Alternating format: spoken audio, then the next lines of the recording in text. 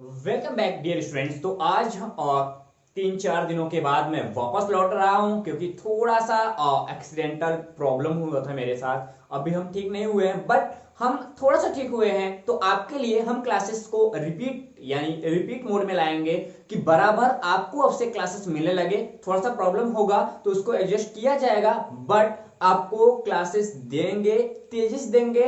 तो उसी तेजी के पूरे प्रक्रम में कह सकते हो कि आज हम आपके लिए एक नया वीडियो लेके आए हैं जो बीएससी फर्स्ट ईयर के बॉटनी को रिकमेंड करता है। काफी बच्चे लगातार मैसेज कर रहे हैं, लगातार कमेंट बॉक्स में लिख रहे हैं, सर एक छोटा सा काम करिए, जूलॉजी तो आपने स्टार्ट कर दिया है, वो तो क्लास आप धीरे धीरे देते रहेंगे, टाइम से पूरा भी हो जाएगा तीनों पेपर, बट अब बॉटनी स्टार्ट करिए। बॉटनी का सिलेबस मैंने आपको दे दिया है, कुछ क्लासेस के सिलेबस अभी बचे हैं। जस्ट मैं कुछ दिनों में क्लास 11, 12 एंड बीएससी के सारे जितने भी सिलेबस बचे हैं मैं जस्ट आपको अपलोड कर दूंगा क्योंकि मैं पिछले 3-4 दिनों में सारे सिलेबस को पीपीटी के दौरान बना लिया गया है। तो चलिए आइए डील करते हैं आज का ये सुपर क्लास। केवल आपके लिए ये इंट्रोडक्टिव होगा हमारे बॉटनी के फर्स्ट सीरीज का। तो चलिए आइए डील करते हैं आपके साथ आज का ये सेशन। सबसे पहले बता दें स्टूडेंट, तो देखो सबसे पहले बात करते हैं यहाँ पे हम बॉटनी की। तो बॉटनी के जो पहला पेपर हमारे पास आता है वो क्या आता है, डाइवर्सिटी ऑफ वायरसेस, बैक्टीरिया, ये ए रहेगा, ठीक, बैक्टीरिया एंड उसके बाद फंजाई। तो तीन टॉपिक को पढ़ने हैं, वायरसेस पढ़ने हैं, बैक्टीरिया पढ़ना है एंड फंजाई पढ़ने हैं। और इसमें ये हमारे पास लेक्चर नंबर आज का फर्स्ट सीरीज कंप्लीट होता है। तो चलिए आइए डील कर लेते हैं आज का ये आपके साथ एक सुपर क्लास। सबसे पहले बात करते हैं हम इन पूरे diversity of bacteria, viruses and fungi, इन तीनों पार्ट को जब हम आपस में मिला देते हैं तो इनको हम लोग बोलते हैं क्या, इनको बोलते हैं हम लोग माइक्रोबायोलॉजी। तो माइक्रो जो बायोलॉजी है वो किसी किसी यूनिवर्सिटी में अलग से रिकमेंड किया जाता है। इस चीज को थोड़ा सा ध्यान दीजिएगा, कहीं कहीं इन्हीं तीनों टॉपिक को मिलाकर एक अलग से हमारा कह सकते हो बुक रिलीज करते हैं लोग, अलग अलग यूनिवर्सिटी में लोग उस टॉपिक को हम लोग बोलते हैं माइक्रोबायोलॉजी। तो माइक्रो जो बायोलॉजी है वो हमारे पास बॉटनी का ही एक पार्ट है, बॉटनी का एक सुपर पार्ट कह सकते हो। और इसमें हमको डिटेल पढ़ना होता है बॉटनी में पाए जाने वाले उन माइक्रो ऑर्गेनिज्म के बारे में जो हमारे प्यारे प्यारे अखियों से नहीं दिखाई देते। तो चलिए आइए डील करते हैं इन्हीं। तो देखो क्या बोल रहा है, माइक्रो ऑर्गेनिज्म, जो हमारे पास माइक्रोबायोलॉजी है तो माइक्रो ऑर्गेनिज्म की जो स्टडी होती है उसी को हम लोग क्या बोलते हैं, माइक्रोबायोलॉजी बोलते हैं। क्या बोलते हैं, माइक्रोबायोलॉजी बोलते हैं। कि जहां पे दुनिया के सबसे स्मॉलेस्ट जो हमारे माइक्रोबेसिस होते हैं, ठीक, माइक्रोबेसिस यानी जो लिविंग माइक्रोस्कोपिक ऑर्गेनिज्म है, हम उनको क्या बोलते हैं, माइक्रोस्कोपिक ऑर्गेनिज्म बोलते हैं। और इसी पूरे ब्रांच को हम लोग माइक्रोबायोलॉजी कहते हैं, जहां पे इन माइक्रो जो हमारे पास क्या है, माइक्रो ऑर्गेनिज्म आपको दिखाई दे रहा है। माइक्रो मतलब छोटा, क्या दिखाई दे रहा है, माइक्रो मतलब छोटा दिखाई दे रहा है एंड ऑर्गेनिज्म मतलब क्या बोल रहा है, ऑर्गेनिज्म मतलब यहां पे जीव की बात कर रहा है। ठीक, चलते हैं आगे, थोड़ा सा देखते हैं आगे क्या कह रहा है स्टूडेंट। आगे यदि देखा जाए तो जो हमारे माइक्रोस्कोप की बात करते हैं, थोड़ा सा हमने डिटेल किया है वैसे माइक्रोस्कोप को, आप विजिट कर सकते हैं। आप डालिएगा माइक्रोस्कोप स्लैश वीआरआर क्लासेस, आपको दिख जाएंगे मेरे पूरे वीडियो। मैंने 4-5 माइक्रोस्कोप डिटेल पढ़ाया है अपने प्यारे वाले व्हाइट बोर्ड पे, बट इसमें भी आऊंगा आगे चल के। ठीक, तो आपको बताऊं कि ये पूरा देखेंगे कि जो यहाँ पे टेम्परेचर्स की बात करेगा एंड अदर मटेरियल्स की बात करेगा, बट उसके साथ साथ हम देखें तो जो हमारे माइक्रोस्कोप होते हैं, माइक्रोस्कोप को यदि हम 500 टाइम्स, कितने, 500 टाइम्स यदि जूम आउट करते हैं, क्या करते हैं, जूम आउट करते हैं, तो जाके हमको दिखाई देते हैं ये प्यारे प्यारे हमारे छोटे छोटे आंखों से ये ऑर्गेनिज्म। तो ध्यान देना कि किसी ऑर्गेनिज्म को, किसी माइक्रोबेसिस ऑर्गेनिज्म को हमको क्या करना होगा, यदि हमको क्या करना होगा, देखना होगा अपने आंखों से, तो हमको क्या करना पड़ेगा, स्पेशल पावर का माइक्रोस्कोप लेना होगा जो कम से कम 500 टाइम्स क्या करे, उसको जूम आउट कर सके और उस जूम आउट में हम उसको दिखा सके कि भाई ले, जिस माइक्रो ऑर्गेनिज्म की तू बात कर रहा था वही माइक्रो ऑर्गेनिज्म आपके सामने है। ठीक, तो इस चीज को ध्यान दीजिएगा, आपको स्पेशली याद होगा।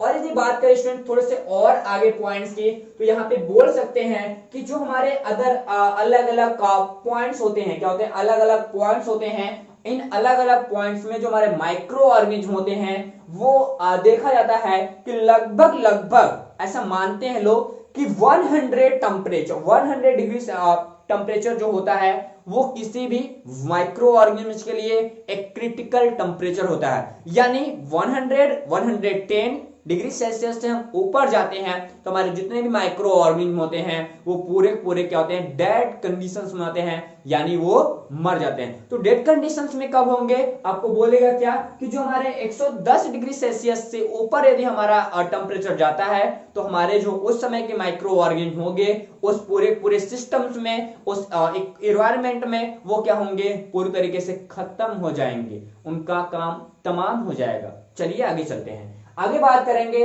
एंड बात करें अदर लिविंग कंडीशंस की, तो अदर लिविंग कंडीशंस में जो टेम्परेचर्स होते हैं, इनकी जो फ्रीजिंग पॉइंट्स होती है वो उसके साथ क्या करते हैं, काफी लोअर कंडीशंस में, कितने लोअर कंडीशंस में बात कर रहा है यहाँ पे आइस की। आइस की मतलब यहाँ पे बात कर रहा है कितना, यहाँ पे 4 डिग्री सेल्सियस, कितने 4 डिग्री सेल्सियस तक यदि टेम्परेचर हो, हमारा फ्रीजिंग पॉइंट हो, तो हमारा जो वायरस या बैक्टीरिया या फंजाई ये क्या करेंगे, ये वहां तक अपने आप को स्टेबल, अपने आप को लिविंग कंडीशंस में रख सकते हैं। तो आपसे कभी पूछा जाए कि जो हमारे बैक्टीरियल या माइक्रो ऑर्गेनिज्म होते हैं वो कितने कितने टेम्परेचर के बीच जिंदा रह सकते हैं, इसके बारे में थोड़ा सा डिटेल करना होगा तो आप कर सकते हैं। तो क्या ध्यान देना होगा, ध्यान देना होगा क्या कि जो हाइयर टेम्परेचर होंगे, जो हमारे पास यहाँ क्या होगा, हाइड्रोथर्मल कंडीशन होगा, क्या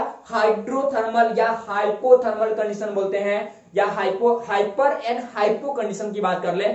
जो हमारे पास हाइपर कंडीशन टेम्परेचर है वो कितना होगा, वो 110 होगा, 110 डिग्री सेल्सियस, ये अधिकतम तापमान है। एंड जो न्यूनतम तापमान होगा वो हमारे पास कितना होगा, 4 डिग्री से कितना 4 डिग्री सेल्सियस हमारा मिनिमम टेम्परेचर होगा जो यहाँ पे रिकमेंड आपको किया जा रहा है। एंड बात करें यहाँ पे जो एसिडिक कैरेक्टर्स में बात करते हैं एसिड की भी, क्योंकि भैया हमको जीवित रखना है, उसको जिंदा रखना है या मार देना है, इसके लिए हमारे पास जिस सॉल्यूशन में वो पाया जा रहा है, जिस केमिकल में वो पाया जा रहा है, उस केमिकल का यहाँ पे एसिडिक नेचर भी जरूरी होता है। आपको ले चलता हूं अपने पॉइंट्स तरफ, देखो क्या कह रहा है, जो हमारा एसिडिक पॉइंट्स होगा वो कितना होगा, जो पीएच टेम्परेचर होता है एसिडिक एनवायरनमेंट्स का वो कितना होना चाहिए, 1 पॉइंट होना चाहिए। अब बताओ जो 1 पॉइंट है वो मोर एसिडिक नेचर होता है, कैसा होता है,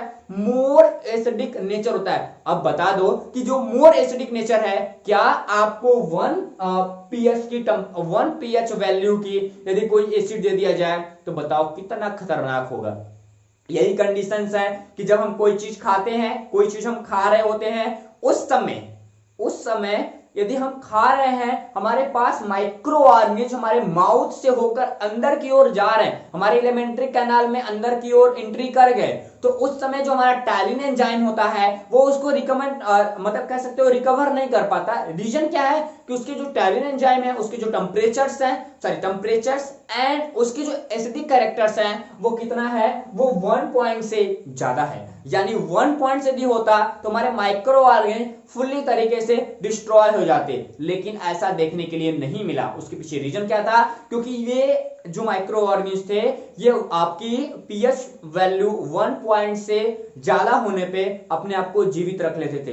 इसीलिए हमारे जो स्टमच होता है, स्टमच की जितने भी हमारे स्टमच की जो वॉल होती है, ठीक, स्टमच की वॉल स्पेशली एसिडिक कैरेक्टर को सीक्रेट करते हैं। उसमें सबसे पावरफुल हमारे पास क्या होता है, हमारे पास सबसे पावरफुल होता है जिसको बोलते हैं हाइड्रोक्लोरिक एसिड। ये हाइड्रोक्लोरिक एसिड जो होता है इसका जो पीएच वैल्यू होती है, कितनी, जो इसकी पीएच वैल्यू होती है, इस हाइड्रोक्लोरिक एसिड की जो पीएच वैल्यू है वो कितनी होगी, वो -1 हो। आप कह सकते हो कि कभी कभी लोग बोलते हैं किसी बुक में कि -2 होती है। एक बार इसी पॉइंट्स को लेके बहस भी हुआ था एक लोगों से कि भैया बताओ, मैंने वो लोग बोले कि सिंपल तरीके से कि जो पीएच वैल्यू होती है वो माइनस में नहीं जा सकती, लेकिन ये सरासर गलत है। जो पीएच वैल्यू होती है वो दशमलव में यानी वो पॉइंट में भी जा सकती है। तो जो इसकी पीएच वैल्यू होती है वो कितनी होगी, ध्यान देना, वो 1 से कम होगी। कितनी होगी, वो स्पेशली 1 से कम होती है। कितनी होती है, 1 से कम होगी। इस चीज को आप ध्यान देना कि जो हमारे पास HCl होता है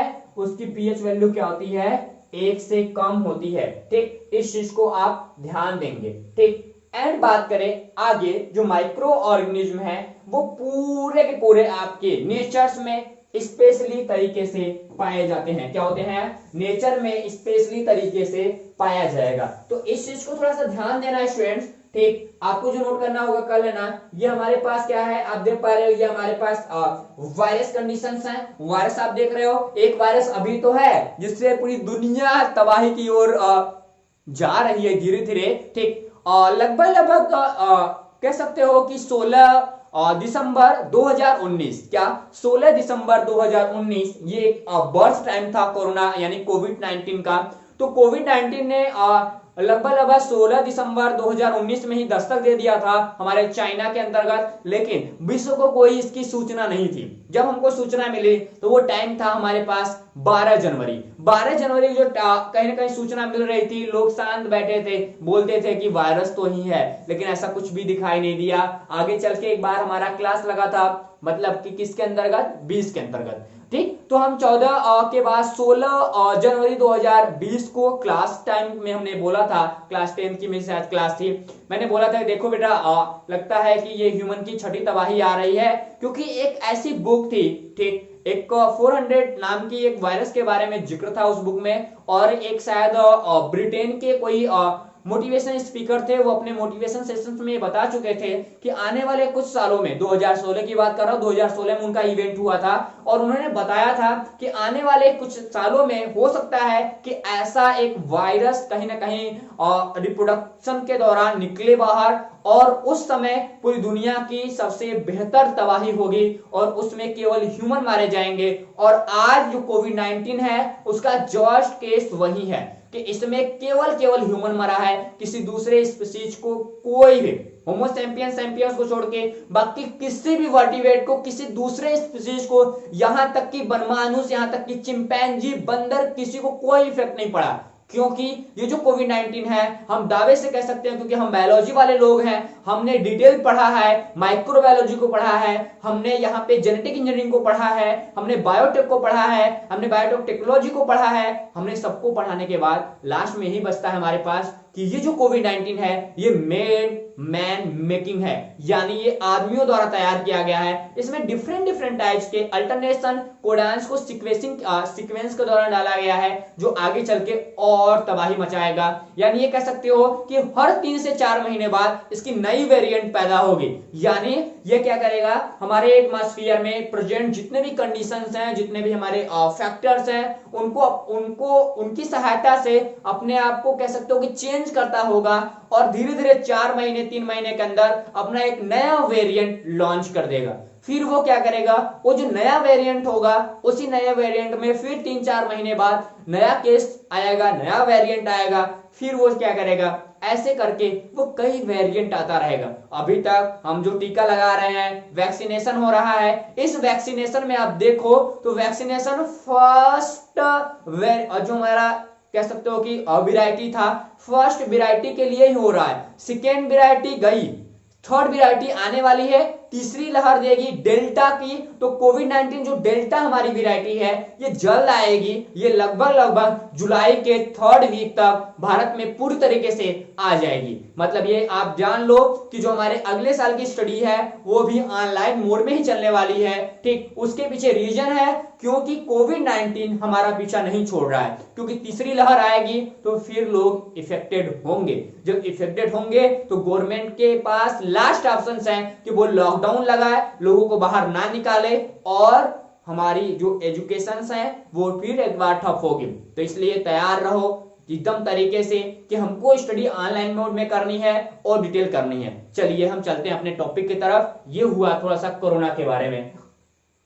तो आपको ये थोड़े से माइक्रो बेसिस में वायरसेस दिखाई दे रहे हैं, ये भी वायरस कंडीशंस है, ये प्यारे प्यारे बैक्टीरिया, ये भी बैक्टीरिया, एंड यहाँ पे माइक्रो ऑर्गेनिज्म के बेसिस पे ये हमारे एक स्लाइड्स हैं, एंड बाकी ये हमारे फंगस एरिया हैं, एंड ये हमारे बैक्टीरिया, ये हमारे वायरसेस। तो डिफरेंट डिफरेंट टाइप्स के यहाँ पे अलग अलग फंक्शंस को दिखाते हुए हम लोग देखेंगे आगे। तो चलिए आइए चलते हैं थोड़ा सा और यहाँ पे माइक्रो बेसिस की बात करते हैं कि माइक्रो बेसिस की बात करें तो हमारे अर्थ पे जो माइक्रो बेसिस हैं वो मिलियंस ऑफ ईयर हैं कि मिलियंस ऑफ ईयर्स ये ह्यूमन के बॉडी में रह रहे हैं। मतलब हम देखें तो लगभग लगभग 6.5 करोड़ ईयर पहले, कितनी 6.5 करोड़ साल पहले जब हमारे पास पूरी अर्थ डेवलप हो गई थी, तो वहां पे हमारे जो ह्यूमन की डेवलपमेंट है कितने है 100 करोड़ साल पहले की है।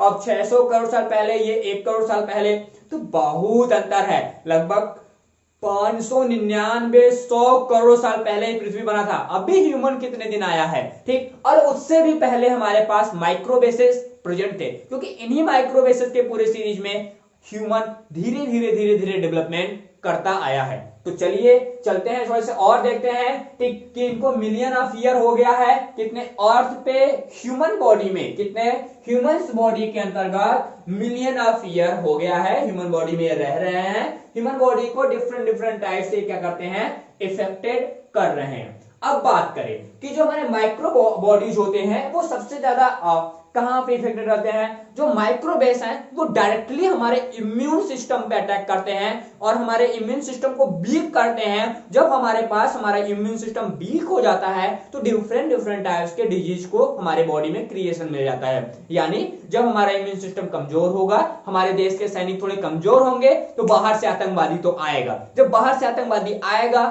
तो हमला तो करेगा, तोड़फोड़ तो करेगा, कभी मंदिर में बम, कभी सैनिक पे बम, कभी रोड में बम, कभी बस पे बम, तो कहीं ना कहीं बम तो गिरते रहेंगे। जस्ट लाइक वैसा ही है, जब हमारे पास हमारी इम्यूनिटी कमजोर हो जाती है, हमारी इम्यून पावर कम होती है, तो हमारी बॉडी में डिफरेंट डिफरेंट टाइप्स के डिजीज होने लगते हैं, ठीक। तो ये बोलता है कौन, हमारा माइक्रोबेसिस की वजह से होती है, किसमें, हमारे ह्यूमन बॉडी के अंतर्गत। आप चले आगे थोड़ा सा और यदि चले तो इन्हीं देखा जाए तो ये जो पूरे पूरे माइक्रोबेसिस होते हैं वो हमारी बॉडी के अंतर्गत कह सकते हो कि इनको कोई परमिशन नहीं देता, ये directly permit, all India permit नहीं, ऑल वर्ल्ड परमिट इनके पास है। जहां मन करेंगे वहां घूमेंगे, कोई रोकने वाला है नहीं। किसी सेंट्रल गवर्नमेंट से कोई इजाजत नहीं, किसी स्टेट गवर्नमेंट से कोई बात नहीं, ठीक। ये ऑल इन ऑल वर्ल्ड का पूरा सर्टिफिकेट लेके आता है, जहां मन करेगा वहां फ्लाई करता रहेगा, ठीक।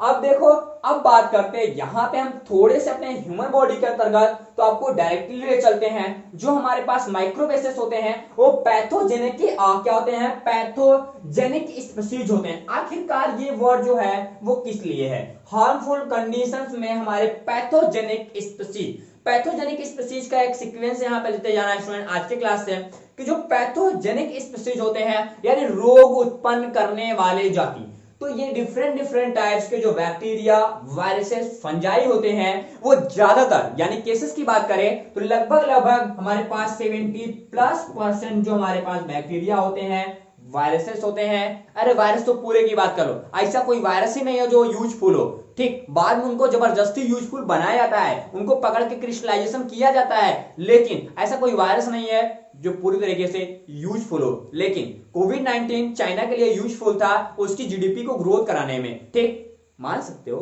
ठीक।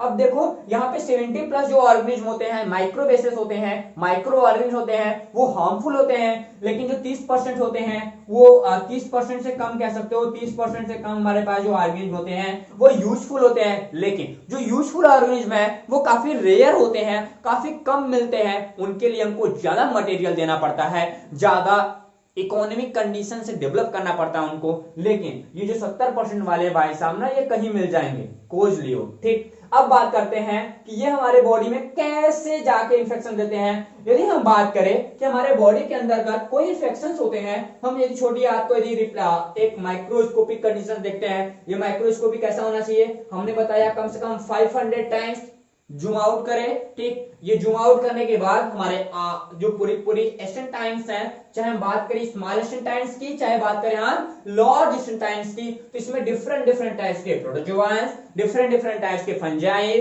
डिफरेंट डिफरेंट टाइप, फंजाई तो कम मिलता है, डिफरेंट डिफरेंट टाइप्स के बैक्टीरिया कंडीशन देखने के लिए मिल जाएगा, ठीक। अभी पेचिस देखो हमारे पास एंटामीबा हिस्टोलिटिका द्वारा, टीनिया सोलियम एंड हमारे पास डिफरेंट डिफरेंट टाइप्स के वायरसेस, ये धीरे धीरे आपके बॉडी में देखने के लिए मिल जाएंगे, ठीक। अब चलते हैं थोड़ा सा और आगे देखें।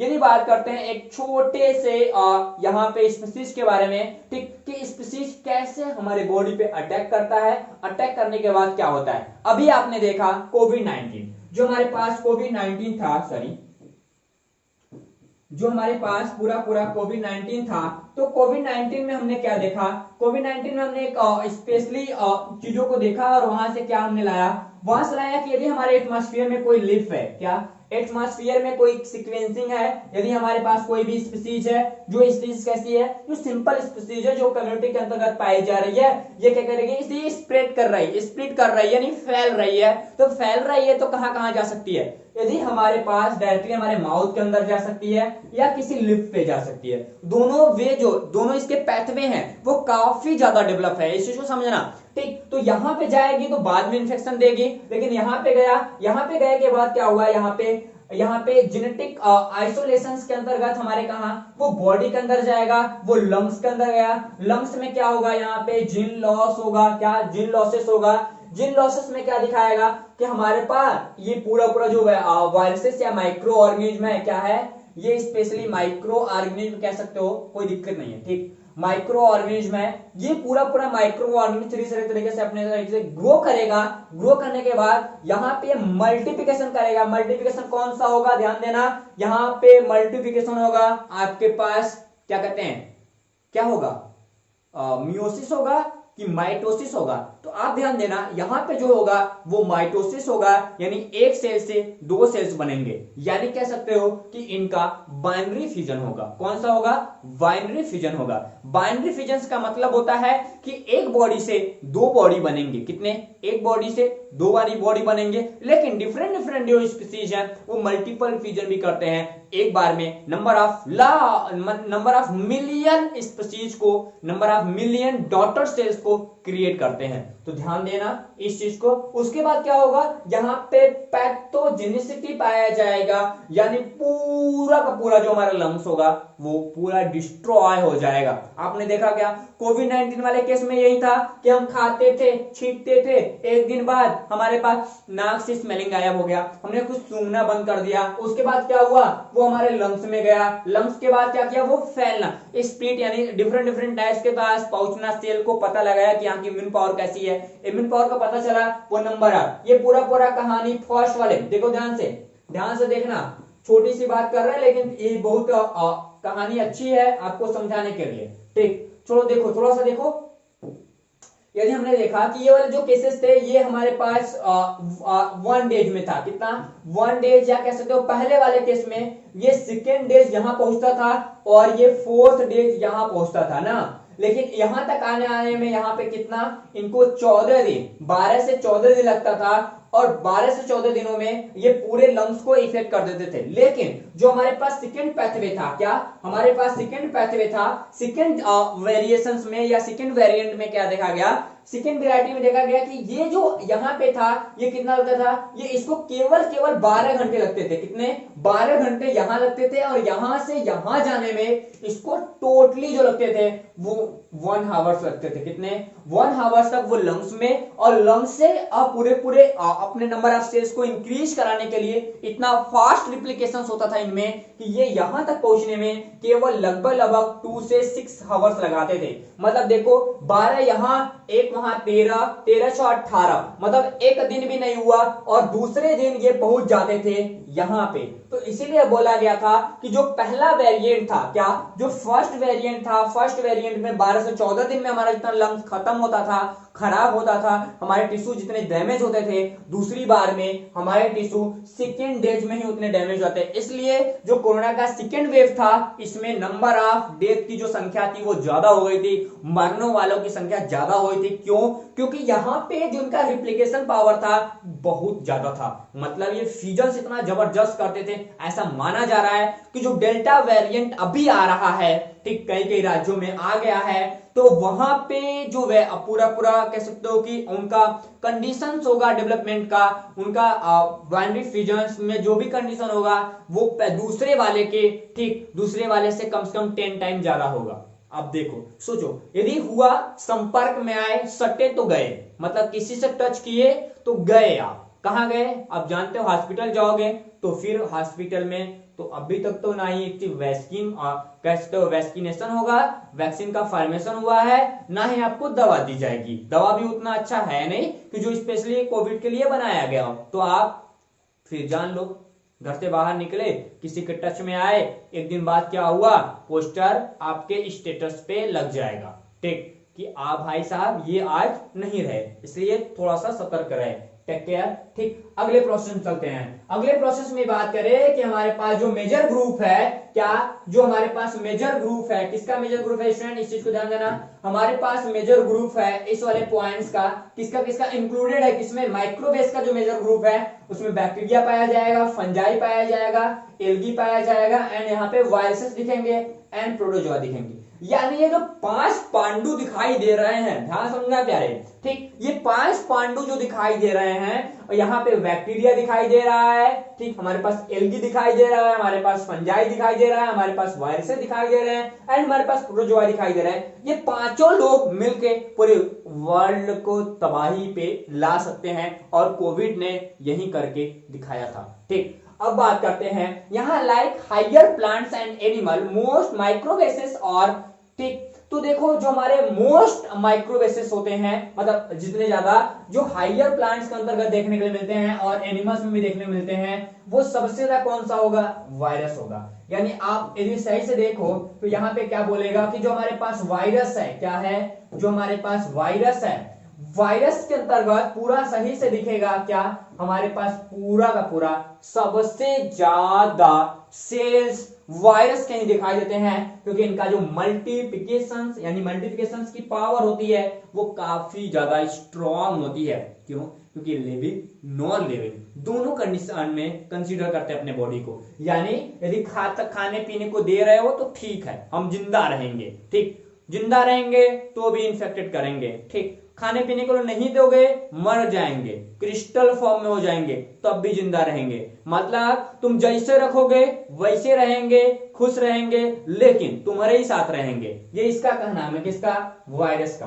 अब बात करते हैं थोड़ा सा और आगे चल के, जो वायरसेस होते हैं, ठीक वायरसेस जो है वो लिविंग एंड नॉन लिविंग। अभी हमने बताया कि जो अभी तक बहस चलती है कि जो वायरस है वो लिविंग स्टेज में है और नॉन लिविंग है, इसीलिए इनको लिविंग एंड नॉन लिविंग के बीच का कनेक्टिव लिंक भी बोलते हैं। एक टॉपिक ये लेके जाना क्या कि लिविंग एंड नॉन लिविंग है, इसके बीच का कनेक्टिव लिंक किसको बोलाता है, तो वो बड़े प्यार से बोल देना, वायरस को। ठीक, तो वायरस आपके पास आ जाएगा। अब बात करते हैं माइक्रोबेसिस रेंज ऑफ, यहाँ पे रेंज ऑफ साइज की बात करते हैं कि साइज कितना होगा। सबसे जो स्मॉलेस्ट हमारा वायरसेस होगा वो यहाँ पे 20 नैनोमीटर का, कितना 20 नैनोमीटर का उसका डायमीटर होगा, एंड जो सबसे लार्जेस्ट प्रोटोजोआ होता है वो 5 मिलीमीटर का होता है। कितना होता है, 5 मिलीमीटर का होता है। एंड इसी प्रोटोजोआंस में हमारे पास 5 नैनोमीटर या इससे बड़े हमारे प्रोटोजोआंस होते हैं, जैसे प्लाज्मोडियम एंड बाकी जो डिटेल्स हैं उनके अंतर्गत आपको देखने को मिल जाएंगे। और बात करें यहाँ पे बोल रहा है लार्जेस्ट माइक्रोबेसिस, कितने लार्जेस्ट माइक्रोबेसिस है पता है, लगभग 2,50,000, कितना 2,50,000 times of the size of the smallest one. यानी कुल मिला जुला के, क्या कुल मिला जुला के यदि बात किया जाए तो ऐसा हम बहुत आसानी से कह सकते हैं कि ये जो पूरे के पूरे हमारे वायरसेस होते हैं, क्या ये पूरे जो हमारे वायरसेस होते हैं ये लगभग 2,50,000 गुना क्या हो सकते हैं। ठीक, यदि हम सबसे बड़े सूक्ष्म जीव के माप के बारे में बात करें तो ये छोटे से, ठीक सबसे छोटा कहाँ गया, यहाँ गया।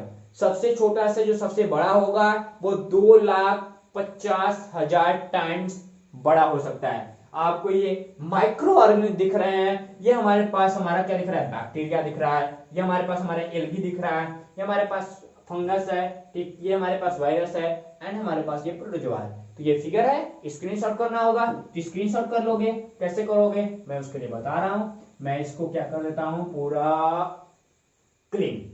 चलो स्क्रीनशॉट कर लो, फिर चलते हैं आगे। देखो यहां से हम बात करते हैं कि पोजीशन ऑफ जो हमारे पास क्या है, हम यहां से बात करें कि position of microbes in the living world, यानी सिंपल लाइन में कह सकते हैं कि जो हमारा जैविक संसार है, क्या है, जैविक संसार है, जिंदा वाला हमारा पूरा पूरा वर्ल्ड है, इसमें जो हमारा माइक्रोबेस है, यानी जो हमारे पास, काहे भाग रहे हो भाई, जो हमारे पास माइक्रोबेस है, इस माइक्रोबेसिस का क्या पोजीशन है, क्या स्थान है। ठीक, यदि हम स्थान की बात करते हैं तो यहां बोल देंगे कि भाई साहब जो हमारे पास माइक्रो ऑर्गेनिज्म है, इनके हम क्लासिफिकेशन की बात करते हैं तो इनको 2 क्लासिफिकेशन सिस्टम में डिवाइड किया जा सकता है। क्या किया जाता है, 2 क्लासिफिकेशन सिस्टम में डिवाइड करते हैं। ठीक, कौन कौन, हमारे पास पहला एनिमल्स, दूसरा प्लांट्स। आखिर बात कर लेते हैं कि एनिमल्स किसको बोलेंगे, प्लांट किसको बोलेंगे। देखो जो हमारे पास एल्गी है वो प्लांट है, जो हमारे पास पूरा पूरा कह सकते हो प्रोटोजोआन्स है वो एनिमल्स हैं। ठीक, जो हमारे पास वायरस है, वायरस की एक अलग से मोनेरा ग्रुप है। ठीक, हमारे पास क्या है, दूसरा फंजाई है, फंजाई का एक अलग हमारा ग्रुप है, क्योंकि हमने व्हिटेकर का सिद्धांत पढ़ा है, 5 किंगडम सिस्टम्स एंड उसके बाद 6 किंगडम सिस्टम। अभी डिटेल लेके आऊंगा, पूरा पूरा किंगडम सिस्टम पढ़ाऊंगा, तो पूरा 1 से लेके 6 तक का किंगडम सिस्टम पूरा पढ़ाऊंगा डिटेल करके, लेकिन अभी लेते जाओ काम देगा आपको। ठीक, तो ध्यान देना यहाँ पे जो हमारे पास इन माइक्रोवेसेस को डिजाइन किया गया है, किसके बेसिस पे, किंगडम के बेसिस पे। उनको किसके बेसिस पे, उनकी एबिलिटी, यानी कैसे वो एक्टिवेटेड रहते हैं, उनका मूवमेंट क्या है, और उनका फोटोसिंथेसिस प्रोसेस क्या है, उसके बेसिस पे। तो ध्यान देना जो वायरसेस के अलग अलग किंगडम सिस्टम्स को डिवाइड किया गया है, वो किसको डिवाइड किया गया है यहाँ पे, उनकी जो एबिलिटी ऑफ एक्टिविटी, यानी नंबर फर्स्ट एक्टिविटी कैसी है, उनका क्रियाशीलता कैसी है, वो मूवमेंट यानी गति कैसे करते हैं, एंड वो प्रकाश संश्लेषण यानी फोटोसिंथेसिस कैसे करते हैं, इसके बारे में बात करेगा। तो चलो आओ दिखा लेते हैं। नंबर फर्स्ट कह रहा है कि सम ऑफ द प्रोटिस्ट, जो हमारे पास प्रोटिस्टा होता है वो लैग न्यूक्लियस, यानी लॉग न्यूक्लियस मतलब कि उसमें जो न्यूक्लियस होता है वो लॉक होता है, जैसे बैक्टीरिया। ठीक, उसके बाद हमारे पास अलग एनिमल्स होते हैं, जैसे हमारे पास प्रोटोजोआस, क्या हमारे पास क्या होते हैं, हमारे पास प्रोटोजोआ, एल्गी और फंजाई जो होते हैं वो हमारे पास डिफरेंट डिफरेंट टाइप्स के ऑर्गेनिज्म दिखा देते हैं। जस्ट ऐसे बोल रहा है कि जो हमारे पास इलेक्ट्रॉन माइक्रोस्कोप से हम डिफरेंट डिफरेंट टाइप्स के अल्ट्रा स्ट्रक्चर्स को प्राप्त कर सकते हैं अपने इसी माइक्रोबेस की, क्या माइक्रोबेसिस की। अब बात करते हैं यहां से एक लीड ऑफ साइंटिस्ट। ठीक, जो हमारे पास डिफरेंट डिफरेंट टाइप्स के साइंटिस्ट थे वो पूरे पूरे ऑर्गेनिज्म को 2 कैटेगरी में डिवाइड करके चले गए। ठीक, इसमें 2 कैटेगरी में डिवाइड करके चले गए, कौन कौन, यूकैरियोटिक, डिफरेंट, यहाँ पे हम प्रोकैरियोटिक। तो प्रोकैरियोटिक एंड यूकैरियोटिक्स क्या होते हैं हम आपको नेक्स्ट क्लास में जरूर बताएंगे। छोटा सा क्लास होगा लेकिन आपके लिए होगा, छोटा सा क्लास लेंगे 10 मिनट का यूकैरियोटिक्स, यहाँ पे डिफरेंट प्रोकैरियोटिक्स के बारे में। कभी इसके बाद नेक्स्ट तीसरे क्लास में हम आपको हो सकता है डिटेल करें पूरे पूरे वायरस के बारे में, बैक्टीरिया के बारे में नेक्स्ट क्लास में, फिर उसके बाद फंजाई के बारे में। तब तक मिलते हैं अगले क्लास में। आप सभी को बाय बाय, टेक केयर, जय हिंद।